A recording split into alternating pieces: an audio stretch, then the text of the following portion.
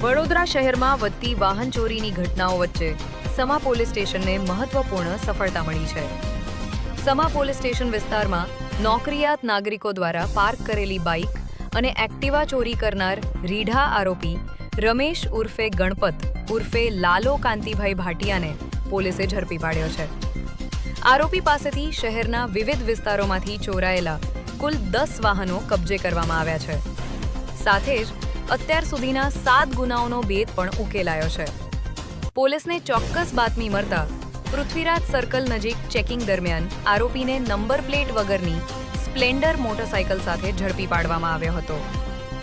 ચોકડી, સમા તળાવ, કમાટીબાગ, સૂર સાગર તળાવ, આજવા રોડ, એપીએમસી અને ઇસ્કોન ગોત્રી સહિતના વિસ્તારોમાંથી વાહનો ચોર્યાની કબૂલાત કરી હતી.